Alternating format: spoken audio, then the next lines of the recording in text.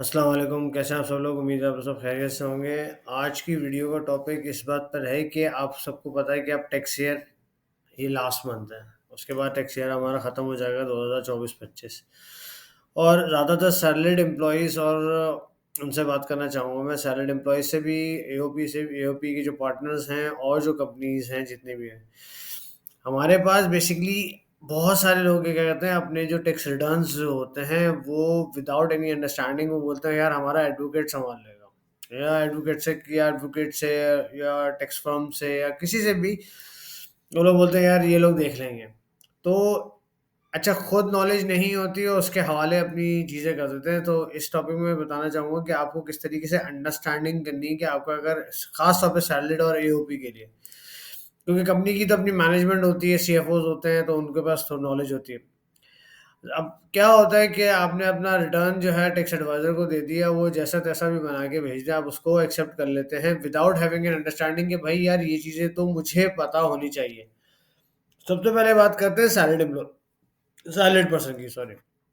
वो बोलते हैं यार एक तो सबसे पहली बात बता दूँ, सैलरी जो होती है हमेशा टेक्स्ट होती है on the basis of receipt basis पे होती है। मैं बार-बार याद करता हूँ, बार-बार आपको बता रहा हूँ। इसमें ये चीज़ याद रखें, कहीं नहीं लिखा कि ग्रॉस सैलरी टैक्स होनी चाहिए या सैलरी टू बी रिसीव होनी चाहिए या सैलरी एंटाइटलमेंट के ऊपर ये कहीं चीज़ नहीं लिखी। रिसिप्ट का वर्ड ज़रूर लिखा हो, तो एक बात याद रखिएगा रिसिप्ट के ऊपर। कुछ इंडस्ट्रीज़ इस चीज़ पे फ़ॉलो करती हैं ग्रॉस पे और कुछ रिसीट बेसिस पे करती हैं, दोनों सही हैं। दोनों ही सही हैं, लेकिन बेहतर ऑप्शन ये होता है अगर टैक्स सेविंग की बात आए तो टैक्स ग्रॉस रिसीट सबसे अच्छी होती है। ग्रॉस बेसिकली आपको रिसीव नहीं होती है, ये याद रखें। कभी क कुछ कंपनीज़ में होती भी हैं, कुछ कंपनी में नहीं भी होती हैं। तो अब ये कौन-सी रिसीव्ड का मतलब क्या है? बिफोर टैक्स या आफ्टर टैक्स? तो मेरा अपना ओपिनियन है मैं आई माइट बी रॉन्ग मैं गलत भी हो सकता हूँ। लेकिन सैलरी आफ्टर टैक्स जो होती है ना, वो आपकी इनकम है। वो आपकी इनकम है। अब आपके कोई भी ओपिनियन हो सकता है आपका भी आप ज़्यादा बेहतर जानते हैं। तो एक तो ये बात आ गई। दूसरी बात जो सबसे इम्पोर्टेंट है कि यार देखिए आप लोग को ना नॉलेज ज़रूर होनी चाहिए कि आपकी जो इनकम है वो किस सेक्शन में, किस हेड ऑफ अकाउंट में वो पार्क कर रहा है एडवोकेट। अब आपके पास जो सैलरी इनकम जो आपके पास जो इनकम होती है ना वो 5 सोर्स ऑफ इनकम होती है। और 5 सोर्स में 2 हिस्से जो होते हैं वो एक रिजीम्स कहलाते हैं। एक होता है नॉर्मल टैक्स एक होता है एफटीआर आपका फाइनल टैक्स रिजीम। तो आपको इस चीज़ की अंडरस्टैंडिंग होनी चाहिए कि नॉर्मल टैक्स रिजीम होता क्या है और फाइनल टैक्स रिजीम होता क्या है। ताकि अगर आप इनकम फ्रॉम बिज़नेस कर रहे हैं एक इंडिविजुअल बंदा या एओपीएल तो आपको पता होना चाहिए मेरा इनकम और प्रॉपर्टी। ऐसे 5 सोर्स के ऊपर बात कर लेते हैं। 5 सोर्स ऑफ इनकम कौन-कौन सी है भाई? Salary, income from property, income from business, capital gain और अदर सोर्स ऑफ इनकम। इसकी चार्जेबिलिटी ज़रूर याद रखिएगा कि इसकी चार्जेबिलिटी कैसे होती है। सैलरी रिसीट बेसिस मैंने पहले बताया, income from property receive and receivable. Similarly income from business receive and receivable. Capital gain same. Source of income only receipt और कैपिटल गेन रिसिप्ट बेसिस ज़्यादा है क्योंकि इमूवेबल प्रॉपर्टी जब आप कहेंगे तो उसका अक्रूवल नहीं कर सकते आप, ठीक है ना? इसी तरीके से आप कैपिटल गेन होगा, चीज़ बेचेंगे तो आएगा तो उसका रिसिप्ट बेसिस है। तो ये अंडरस्टैंडिंग होना बहुत ज़रूरी है। अब उसके अलावा बहुत मैं अक्सर लोगों से बात भी की है, उनको पता ही नहीं होता इस चीज़ के बारे में। अब आप उनसे जब कभी वो फँसते हैं बाद में तो ला पूछते हैं, "भाई यार इसको किस तरीके से डील किया जाए?" तो आप हमेशा अगर आपका एडवोकेट आप अपने लॉयर से या एडवोकेट से हमेशा बोलें कि यार मुझे ड्राफ्ट रिटर्न ज़रूर भेजो और उसमें वो चीज़ पता लगती है कि यार वो फ़िगर उसने डाली है तो क्या आप उससे मुतमईन हैं कि भी नहीं है? क्या आप उसकी इनकम जो उसने रिपोर्ट कर रहा है, क्या आप उसका अगर कभी नोटिस आता है, तो आप इंडिविजुअली उसका जवाब दे सकते हैं। या अगर आप अपने लॉयर से भी पूछे तो भाई वो बस टाल-मटोल करते हैं, यार हम जवाब दे देंगे। देखिए, आपको अपने रिटर्न का जस्टिफाई करना है ना, अगर अगले दिन कुछ ना कुछ मसला हो गया तो उसका जस्टिफिकेशन किससे लेंगे आप? वो बोलेंगे यार पैसे देने हैं, फिर वो अपील्स भी चलता रहेगा मामला। एक तलवार लटकती रहेगी आपके पास। तो हमेशा याद रखें